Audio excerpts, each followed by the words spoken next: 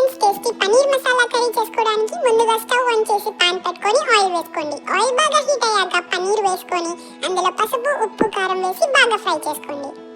Paneer golden brown colour లో అయ్యాక వేరే ప్లేట్ లోకి ట్రాన్స్ఫర్ చేసుకోండి. ఇప్పుడు అదే పాన్ లో 2 టేబుల్ స్పూన్ ఆయిల్ వేసుకొని garam masala and chopped onions వేసి బాగా కుక్ చేసుకోండి. ఆనియన్స్ కుక్ అయ్యాక ఇప్పుడు అందులో ginger garlic paste and tomatoes వేసుకొని బాగా మగ్గనివ్వండి. బాగా మగ్గాక ఇప్పుడు కొంచెం వాటర్ యాడ్ చేసుకోండి. ఇప్పుడు అందులో 1 టేబుల్ స్పూన్ గరం మసాలా, ధనియాల పొడి, chicken masala powder, chilli powder వేసుకోండి. గ్రేవీ బాగా కుక్ అయ్యాక ఇప్పుడు హాఫ్ కప్ కర్డ్ వేసుకొని బాగా మిక్స్ చేసుకోండి. ఇప్పుడు అందులో పనీర్ని క్రష్ చేసుకొని బాగా మిక్స్ చేసుకోండి.